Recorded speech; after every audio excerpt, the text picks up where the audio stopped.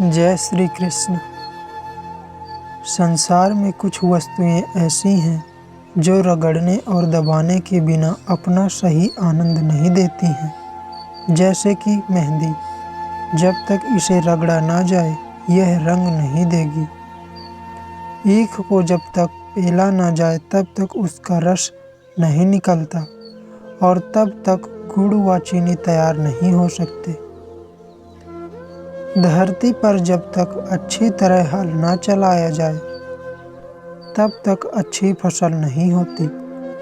ठीक इसी प्रकार से जब तक नाल के साथ ऐसा व्यवहार ना किया जाए तो उसका रंग निखरता ही नहीं। भंवरा जब तक कमल दल के बीच रहता है तब तक ही कमल के फूल का आनंद लेता है, किंतु संयोग की बात है कि परदेश में तौदिये का फूल ही उसके लिए बहुत होता है। इसी तरह भूखे रहने से तो थोड़ा सा भोजन करना भी अच्छा होता है, इससे कुछ न कुछ तो आराम मिलता है। प्राणी को जैसा भी समय के अनुसार मिले वैसा ही उसे कर लेना चाहिए।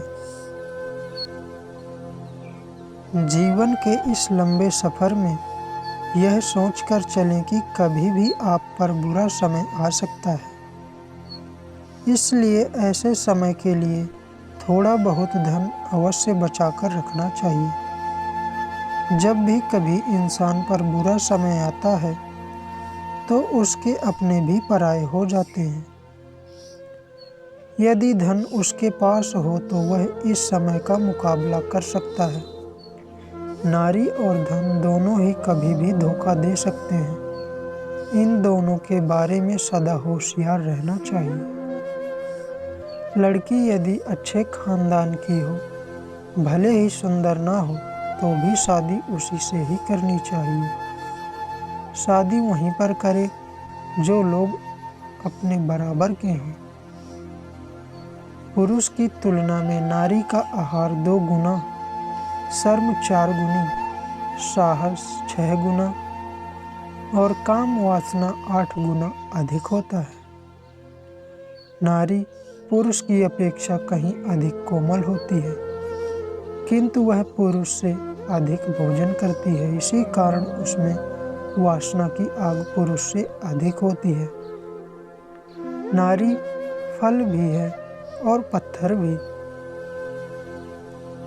राजा पत्नी, गुरु पत्नी और सास माता के समान होती है, इसलिए इनको बुरी नज़र से नहीं देखना चाहिए।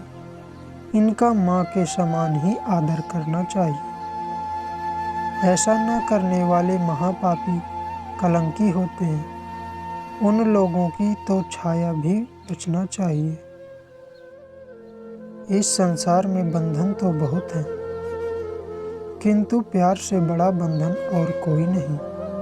लकड़ी में सुराख करने वाला औजार कमल के फूल में सुराख नहीं कर सकता। इसी तरह औरत से प्यार करने वाला बंधन अत्यंत शक्तिशाली होता है। जैसे फूलों का सारा रस चूस लेने वाला भंवरा लकड़ी में सुराख नहीं कर सकता, वह भंवरा फूलों की पंखुड़ियों का हृदय बहुत आसानी से चीर कर रस चखने में पहुंच जाता है। क्यों? क्योंकि उसे वहाँ प्यार मिलता है। इससे यह बात पूर्ण रूप से स्पष्ट हो जाती है कि प्यार से ही इस संसार को जीता जा सकता है।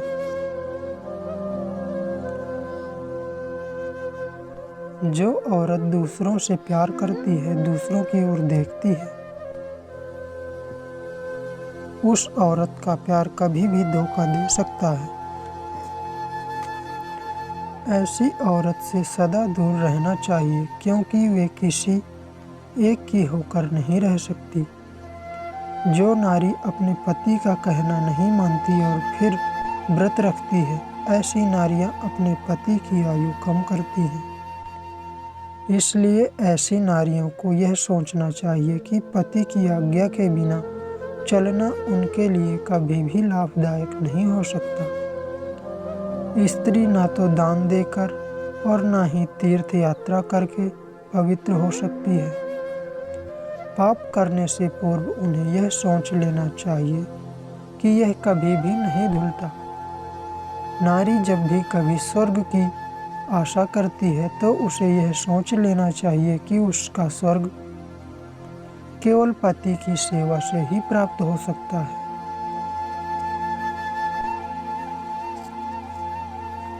झूठ, बेईमानी, धोखा, फरेब, छल, कपट और क्रोध यह औरत के सबसे बड़े दोष माने जाते हैं।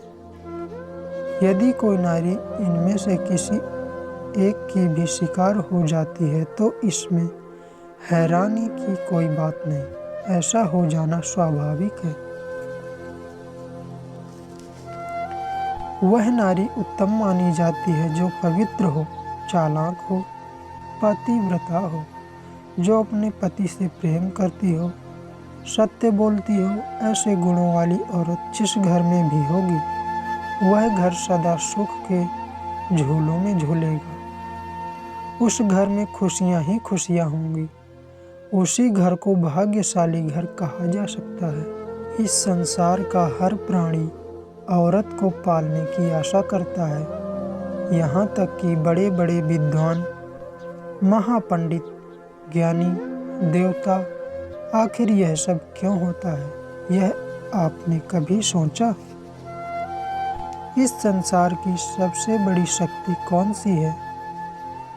क्या आप कल्पना कर सकते हैं कि इस संसार को जीत लेने वाला पुरुष उस शक्ति के आगे ऐसे पिघल जाता है जैसे आग के सामने मोम। वह शक्ति नारी की जवानी और उसकी सुंदरता है। अत्यंत सुंदर औरत के अंग कौन से हैं? मांस, हाड़ और उसके यौवनांग।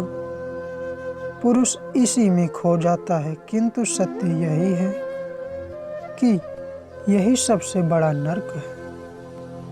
आप इससे जितना भी बचकर रहेंगे उतना ही लाभ होगा।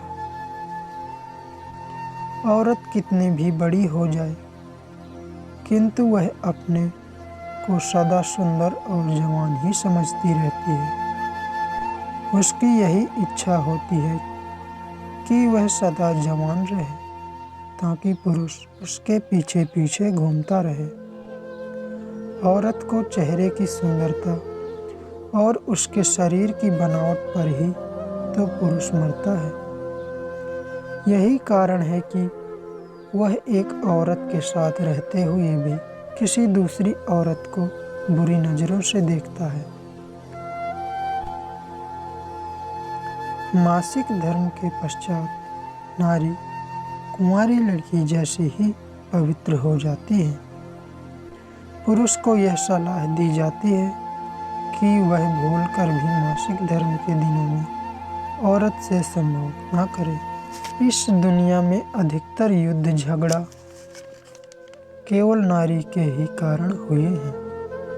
इसलिए बुद्धिजीवी मनुष्य को सलाह दी जाती है कि औरत के इस मायाजाल से दूर रहें।